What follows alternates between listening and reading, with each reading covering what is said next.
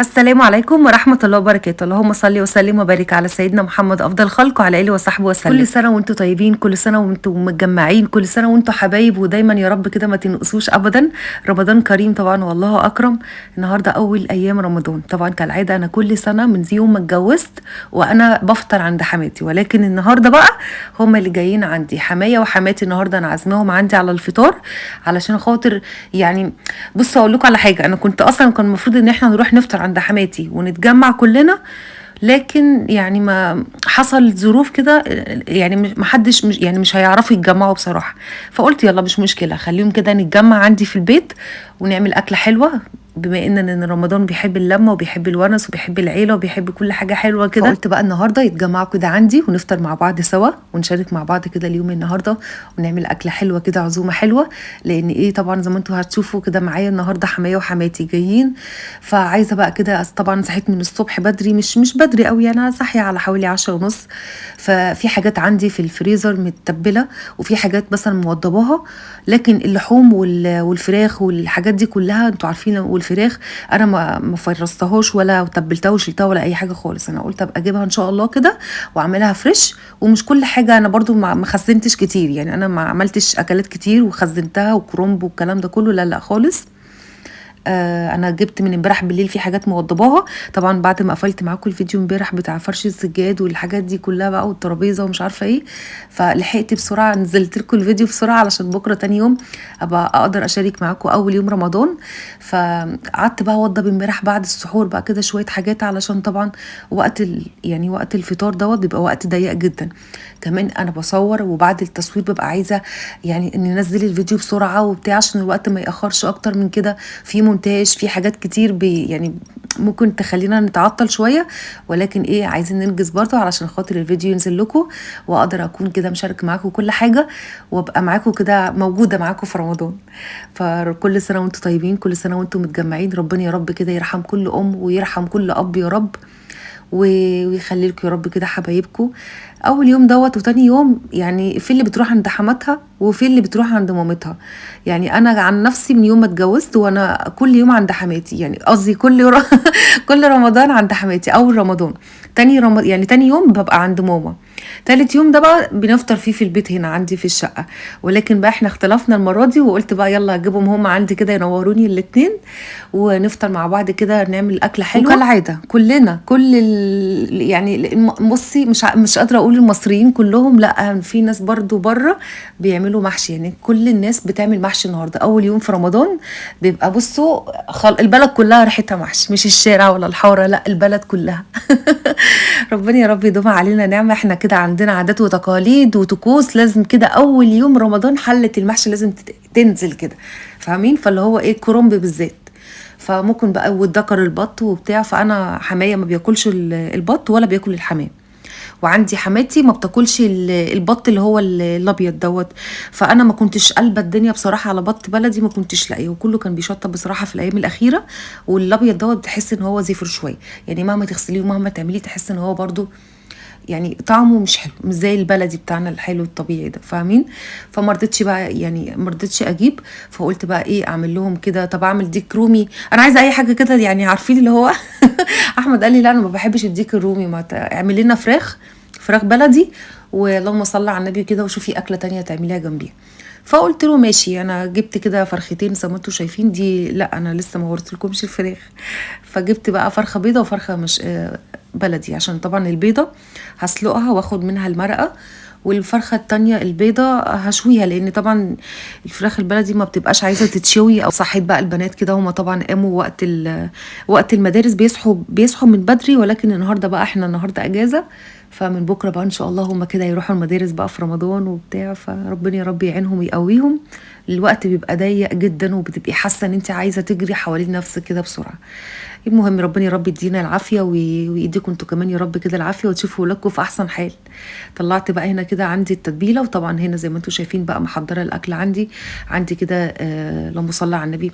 ممبار انا حاشيه من امبارح بالليل، وكان عندي برضو ريش كده في التلاجة في الفريزر، رحت مطلعاها وقلت هتبلها دلوقتي واحطها في وسط الاكل. وكنت هعمل مكرونه بشاميل مع المحشي. جه احمد قال لي لا احنا لسه واكلينها من قريب وابويا بقى بيحب الملوخيه والباميه ومش عارفه ايه والحاجات الاكلات يعني عارفين اللي هي الطبيخ والكلام ده. قلت له ماشي مفيش مشكله. حضرت بقى الكبه عندي، وزي ما انتم شايفين معايا كده كام حبايه من البصل، وحطيت فلفل رومي، وحطيت كام حبايه برده من الطماطم، والتتبيله بتاعتي بقى زي ما انتم شايفين على طول ضربتها في الكبه، ونزلت بالبهارات بتاعتي ورشه بس كده من العسل، علشان رشه العسل دي بتحمر معاكي على طول اي مشويات سواء بقى لحمه او فراخ او اي حاجه، بيديها طعم حلو قوي بصراحه. كل سنه وانتم طيبين. النهارده اول يوم رمضان، وشوشو النهارده كلها نشاط وهمه وصاحيه من الساعه 7 الصبح. عامله لك بقى احلى عزومه ما اقولكش. يا سيدي يا سيدي. النهارده عندنا عزومه، كل سنه وانتم طيبين. حمايه جاي النهارده بقى يتسحر انت جاي يا يفطر معانا بارتي. اهو خلاص. انا بعمل ايه دلوقتي بقى؟ انا بتبل التتبيله دي زي ما انتم شايفين كده، اللي هي بتاعت الفراخ المشويه وبتاعت اللحمه. عندي بقى البصلايه والتوابل، كل البهارات بتاعتي، الحبهان والروزماري وسبع بهارات، وبهارات اللحمه وبهارات الفراخ، اي بهارات انت حابه تحطيها حطيها. معايا هنا ريش اهي زي ما انتم شايفين، وعندي برده ممبار.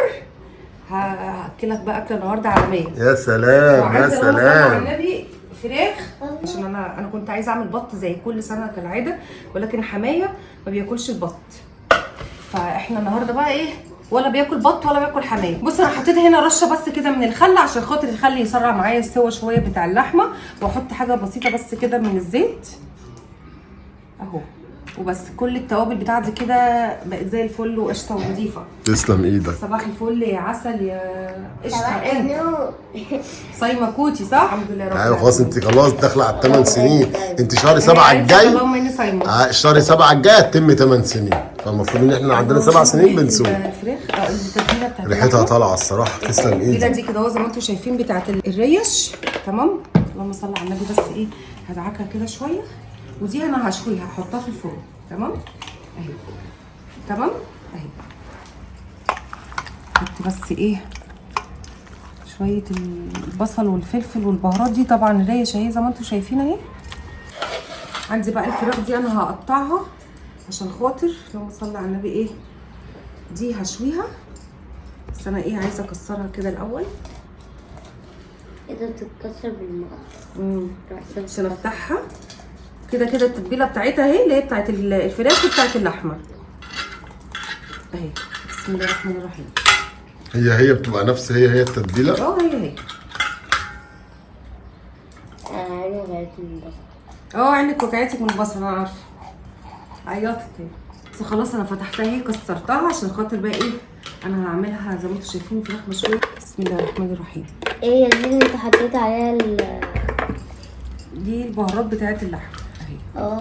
هدعكها بقى كده كلها واشربها وادخل ما بين الجلد كل حاجه. بس تبلتها وزي ما انتم شايفين. عايزه اقول لكم ان التتبيله دي لازم اصلا المفروض تقعد حوالي ساعتين في التلاجة او اقل، يعني دول ساعتين دول اقل حاجه، ولكن احنا مستعجلين. وانا طبعا ما كنتش مفرزه ولا كنت متبله اي حاجه خالص من قبل كده. احمد بصراحه ما كانش بيرضى يخليني مثلا اتبل لحوم او اي حاجه، يقول لي لا لا انا الحاجات دي ابقى اجيبها لك في وقتها تعمليها على طول، يعني اليوم بيوم. وانا اصلا والله غالبا يعني انا بالنسبه لي من قبل ما افتح القناه بصراحه، يعني بصراحه لما كنت بفرز، لما يجي مثلا علينا رمضان او كده كنت بفرز بس هي الصلصه يا اما مثلا ايه التوم الحاجات دي، لكن ما كنتش بفرز بصراحه بقى خضار لحوم يعني كل الحاجات دي. لا انا بقيت اضيفها بقى ان شاء يعني بقيت اضيفها بعد ما دخلت في القناه واتعلمت حاجات كتير برضو. عايزه اقول لكم يعني بصراحه اللي هو انا مش داخله انا فاهمه كل حاجه ولا لا خالص. الواحد يعني بيتعلم كل حاجه في الحياه بصراحه. يعني انا بالنسبه لي المحتوى بتاع القناه بتاعي بحس ان هو كده طاقه ايجابيه، يعني سواء ليا ولا لاي حد. بجد اي حد بيبقى مهتم ببيته ومهتم بعياله ومهتم باكله وشربه ببيته. اصلك انت هتروحي وتيجي هتلفي وتروحي هيبقى فليكي في الاول في الاخر هو بيتك وولادك. ربنا يا رب كده يديم علينا نعمه ويحفظ يا رب من الزوال، ويحفظ يا رب كده بيوتكم، ويهدي يا رب كده سركم يا رب اللهم امين. خلاص كده زي ما انتم شايفين تبلت معايا الفرخه وتبلت كمان اللحمه بتاعتي. كرنب اهو يا عم، عشان انت عمال تقولي فين الكرنب. هو لفيته هحطه على النار دلوقتي ماشي. وعندي اهي اللحمه اهي مشويه كويس 100 100. طب انت ليه بتعملها هنا كده ليه الاول يعني؟ بقى في المسامه مسامعه بس ايه تاخد كده لون معايا حلو اللون اللي هو الشوي البني دوت اكننا كده جايبينها من بره. سامعين بقى صوت الشكشكه دي؟ عايزه اقول لكم بتخلي يعني ريحه الاكل كده تحسوه ريحته كلها فحفحت معاكي. هي بس هتاخد معايا اللون بتاع يعني مش الحرق، لا هو طبعا العسل كمان المحطوط في التتبيله بيخليه برضو يساعد اكتر على ان هو يحمر بسرعه، سواء بقى لحمه او فراخ او اي حاجه انت حابه او وراك، تخليها تحمر معاكي على طول تحت الشوايه. تمام. هنا بقى على طول زي ما انتوا شفتوا كده الكرنبايه بقى على النار، لفه المحشي دي انا لفتها عشان انجز كده من بالليل عشان ما اقفش كتير في المطبخ. ولسه بقى لو هعمل حاجه حلوه، هنعمل خشاف، هنعمل اي حاجه بقى نشربها كده، تمر هندي، قمر الدين، بلح باللبن، كل الكلام ده بقى ان شاء الله كده نبقى نحضر فيه. ربنا يا رب يقوينا ويعطينا يا رب كده الصحه والعافيه، يا رب كده في ميزان حسناتنا، ويتقبل مننا صيامنا وصلاتنا وقيامنا ودعواتنا. فيا رب يا رب اللهم امين. زي ما انتم شايفين بقى هنا على طول بحضر بقى كده، فتحت التلاجة علشان اطلع حاجه السلطه من التلاجة. وكان حماتي بقى وحمايا على طول كانوا جايين، وزي ما انتم شايفين بس انا حماتي اللي جت منوره يا توحه. اللهم صل وسلم وبارك على سيدنا محمد افضل الخلق واصحابه اجمعين. حطينا بس كده شويه سمنه عشان تبقى ايه، تاكل صوابعك وراه شويه محشي ما اقولكش. الفرخه دي فرخه بلدي انا بسلقها عشان اخد المرقه بتاعتها اسقيها للمحشي، وكمان اعمل بها الملوخيه لان انا ما عنديش مرقه خالص. فسلقت الفرخه دي مش مشكله. ماما توحه بقى يا جماعه عايزه تسلم عليكم وتقول لكم كل سنه وانتم طيبين. كل سنه وانتم طيبين يا حبايب ماما توحه، ويجعلوا رمضان سعيد عليكم وعلى عيالكم وعلى اهلكم. وانت طيبه يا توحه يا سكر. حماتي بقى اللي وصلت الاول زي ما انتم شايفين، وحماية برضو كان لسه في الشغل لسه ما جاش، هيخلص ويطلع عليا هنا على طول هنا ونتغدى كده، قصدي نفطر بقى كده اول يوم مع بعض. والنهارده بقى زي ما انتم شفتوا كده عملت بقى كرومب، لفيته طبعا من امبارح هو والممبار، علشان دول اكتر حاجتين بياخدوا معايا غلبه. الحاجه اللي كانت يعني اتعودي كده اي عزومه عندك او اي حاجه حاولي ان انت تحضريها من قبليها، علشان بيبقى في يومها بيبقى بصراحه الوقت ضيق جدا وتبقي عايزه تعملي حاجات كتير. وعايزه اقول لكم برضو لو انا كنت عند حماتي، يعني لو انا كنا بنفطر عند حماتي في البيت اللي هناك، كنت برضو عملت نفس الاكل، بس كنت هنبات هناك انا واحمد نتسحر من بالليل علشان تاني يوم اقدر كده اقوم واعمل الحاجه من بدري، ونوضف الحاجه ونحضر الحاجه. انا كالعاده كل سنه عندي على القناه تلاقوني بصور معاكم الفيديو دوت وبشاركه معاكم. هنا بقى خلاص كده عندي الحله على النار عشان نسلق فيها كده الممبار. المرقه بتاعت الممبار دي انا بحط فيها كده ورق لوري، وبحط فيها حبهان وطماطمايه وجزرايه وبصلايه، وكمان لو عندك قرنفل او لو عندك مثلا قرفه خشب، كل الحاجات دي بتديها نكهات طبعا حلوه، يعني بتميز الطعم بتاعها. لو انت بقى بتحبي او اهلك او اي حد من البيت اللي عندك بيحب يشرب المرقه بتاعت الممبار، زودي الحاجات دي بيضيف لها يعني يانا يانا الانبوبه خلصت يانا. الساعه كام دلوقتي؟ بتهزري فين الموبايل؟ الساعه كام؟ الساعه 4:30. بتهزري؟ الانبوبه خلصت يا احمد. والله العظيم كنت حاسه دايما بتعملها معايا اول يوم العيد الكبير ورمضان، يعني مش عارفه قبل كده عملتها معايا عند حماتي يا احمد، فاكر؟ عند امي اول يوم رمضان. اول يوم رمضان كان اول. الحمد لله مش مشكله. كمان حته يوم. بص ثانيه الا ثانيه على النار اهو، بس شايفين النار ضعفت خالص، مفيش نار اصلا. كل سنه الانبوبه لازم تفطر ورمضان. اول يوم رمضان عملتها في احمد، انا كانت بتتعمل فيا انا كل سنه والله العظيم. بعد جيت هنا السنه دي بقى انا عند احمد وجت الانبوبه برضه. انت فكرتني منوره الدنيا كلها يا ست الكل. فكرتني بالانبوبه بتاعتي. لا بس انا السنه اللي قبل اللي فاتت بس انا عندي السنه اللي ستيب. فاتت عملت كده عندها بس احنا عندنا واحده تانية. عندنا اتنين. لا انا كانش عندي بقى ستيب. ما انا اللي جبت لك التانية. كل سنه وانت طيبه. واحمد كان يتعذرن ويقول لي ايه ده يا اما انت كل سنه تتعمل فيكي كده، اقول له معلش يا احمد. وينزل يا عيني يلف ويجيب الانبوب.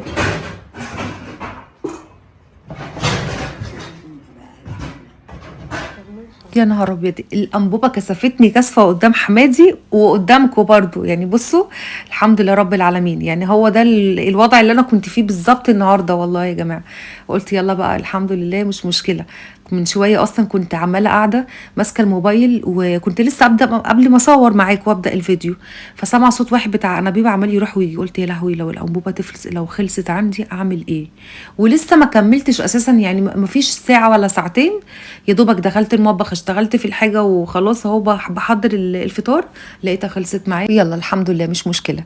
زي ما شفتوا بقى رز العزايم بتاع الرز البسمتي دوت، لازم كده في كل عزومه تعودي تعمليه معاكي. ليه؟ بيبقى شكله حلو كده في تفرشيه على الارضيه.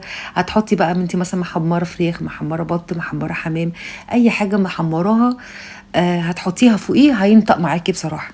فانا عملت كميه بسيطه كده يعني جنبيه، حطيت بقى زي ما انتم شفتوا كده التوابل بتاعته، بهارات الكبسه والقرنفل والقرفه الخشب واللومي. وبدات بقى دلوقتي خلاص احمر بقى في الممبار. وكان عندي برضو الفراخ واللحمه في الفرن خلاص استووا، وحمرت الوش بتاعهم وكل حاجه. ورفعت كمان حله الممبار، قصدي الكرنب عندي من اللي على النار خلاص برضو كانت استوى.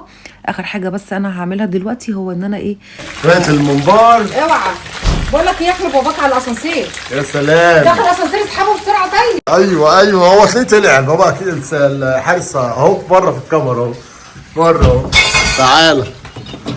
تعالى كل سنه وانت طيب يابا. تعالى خش. تعالى يا حبيبي. ليه كده يابا؟ ايه اللي انت جايبه ده يابا؟ شفتك ما تجيبش حاجه يابا. جايب ايه بس وريني.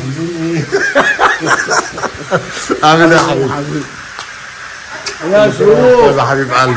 عامله ايه يا شروق؟ ازي حالك؟ عامله ايه؟ الله يخليك. عامله ايه؟ نورت الدنيا الله كلها. يخليك. خليك ادخل زي ما انت ادخل. عاملين ايه؟ تعالى يابا. كله تمام؟ الحمد لله. انت عامل كل سنه وانت طيب. يا ورحمه الله. ابويا جه اهو. ايه ابويا الدنيا؟ جه اهو. ايه يا توحه؟ يا عامله ايه يا توحه؟ يا فين؟ ازيك؟ كنت فين؟ بص عليها كده. ايوه اعرفها انك موجود.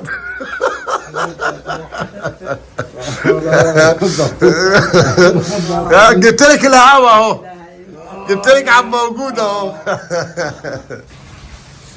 عاملين ايه؟ الدنيا عامله ايه معاكم؟ الحمد لله يابا والله ازي بخير. حبايبكم عاملين ايه؟ انت عم سلم على الناس عشان متوحشينك سلم على جامد. الناس والله العظيم، وكل سنه وانتم طيبين جميعا، والسنه الجايه كده كلكم جايين من الحج ان شاء الله، والحجه الكبيره كمان. الله يا أكبر. رب يا رب ادعي لكم والله. الله يخليك يا بدعي رب. لكل مشجعين شروق علام واحمد اوز. عارفين اوزو هم. قول عادي براحتك. شروق علام خلي بالكم معاه والنبي، بحق جاي الايام المفترجه دي. يديك الصحه يا خلي بالكم معاه على الاخر. ربنا يخليك الجدعانه اللي في الدنيا والله فيها. ربنا يخليك اه لينا يابا. والله مش مجامله، ما بجاملش، ما بحبش اجامل انا. حبيبي يابا. الله يخليك. ايوه انا بقول الصراحه. انت منور الدنيا النهارده. حبايبي جمعتهم الاثنين اهو. جميعا. انت طيب اهو. جمعتهم الاثنين اهو. انا بشكر ربنا اهو. الحمد لله. ربنا يديك الصحة. ما يخليكي لينا يا أما. اللقاء ده اتعمل عندي السنة دي بقى في الشقة. كل سنة كان بيتعمل عند أمي. النهارده اتعمل عندي في الشقة. حتى انا عايزه افطر وانا عايزه اشرب. خلاص اقول لك مش عارفه اشرب والله، عايزه افطر. يلا سي. يلا يا شروق بقى جوعنا. حاضر خلاص الأذان قرب. جبت الطبيعيات دي؟ جبت التمر. أبويا جايبه مش أنا اللي جايبه. لا والله. أبويا جايب تمر وجايب مظبط. خلينا نشوف جايب إيه هو. طلعي يا كوتي كده شوف جده جايب إيه. جده جايب لك تفاح أهو أمريكاني أهو. جده جايب لك تفاح أمريكاني أهو. وجايب لك موز. حطها هنا. حطي التفاح هناك. خد يا شروق جايب لك فراولة. الله يبارك لك يا عم، تسلم ايدك. ومانجا. انا ما كنتش عارفه صلاة على النبي. نفسك. ربنا يديك الصحه يا رب يا عم. تسلم يابا ايدك يابا والله العظيم. عشان احطه انا. ربنا يخليك يابا. تسلم يابا. طلع يا عكوت يلا. تعالى بس اعملي الملح هنا اهو. حاضر. عارف انت مستعجله. يا ترى انتوا كلكم بقى زيها مستعجلين كده وعندكم عزايم المغربيه دوت بيبقى كله بيجري ورا بعض. ولا هي لوحديها؟ عشان بس انا ما اظلمهاش بس. لا لا ماشي. يلا يا ستي.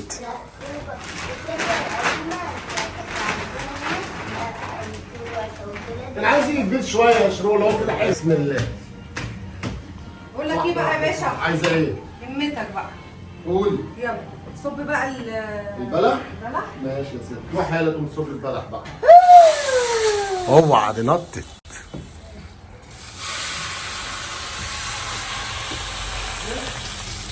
لعيبه. ايه رايك؟ 100 100. والممبار خلص. بتعملي ايه كده يا شروق؟ ايه؟ بتعملي ايه كده؟ المكسرات بتاع الرز بسمتي. انت عامله رز بسمتي النهارده؟ بالمكسرات؟ يو بقى انا مش عارفه انت مش عامل في القدرات لا بقول لك ايه يابا، خلي بالك شروق مروقه عليك خالص النهارده. ده انا عامله له صينيه الملوك. عامله لك صينيه الملوك بتقول لك. يلا بسم الله الرحمن الرحيم. اللهم صل على النبي. بس كده يا احمد. ايه رايك بقى؟ سلام لسه ممبار. بقى ايه، لسه في حاجه تانية جامده جدا. احنا قاعدين في زودي الممبار شويه يا شروق. ازوده في طبق انت حتى الممبار قليل ليه كده؟ ما تزودي يا بنت الممبار، انت شايله لحد ولا ايه؟ فندق 10 نجوم. منور الدنيا يابا، كل سنه وانت طيب يا حبيب قلبي. والله ولا فندق 10 نجوم. كل سنه وانت طيب يا حبيب قلبي. انت طيب يا حبيبي. حبيبي يابا والله. ادخل على التقيله. يا رب. توحه. يلا يا احمد. يلا يابا خش بالتقيله، خش بالتقيله. الرحمن الرحيم. ادلق. الصلاه على النبي. ايه ده كله؟ ايوه اللهم صل على النبي، اللهم صل. 100 100. تسلم ايدك والله العظيم يا شويه، مروقه علينا النهارده الصراحه. لا بامانه لا استنى بس استنى. تعبتي النهارده. رمضان جانا اهلا رمضان، غنوا معانا. اهلا رمضان. خش علينا. الله يا عمي. رمضان. الملوخيه دي معموله مخصوص عشانك انت انت. عايزه اهو ما شاء الله. اهي. بسم الله الرحمن الرحيم. ملوخية، اوعى الملوخية. مفيش واحده شلال كده؟ ولا ام حسن. شلال لا الشلال لا عايزين واحده شلال. ولا ملوخيه ام حسن. المغرب وهناكل اهو. اكل ولا لا؟ يلا كل سنه وانتم طيبين. الاذان اذن اهو يا احمد. صلي المغرب ماشي اشرب. اه يلا اشربوا. يلا هجيب ميه. هات مصر. اشرب اشرب بجد. ايوه ماما هروح اشرب. هاتي كوباية. سمعني. ده ولا ده يا ماما؟ لا هاتي من ده. ولا ده. ماشي. عايزه خشاف. بسم الله الرحمن الرحيم. يلا يا احمد اقعد. لا اقعدي انت. تاخد خشاف يا عمي. خليها لي كوبايه واشربها في الاخر. ماشي. بسم الله الرحمن الرحيم.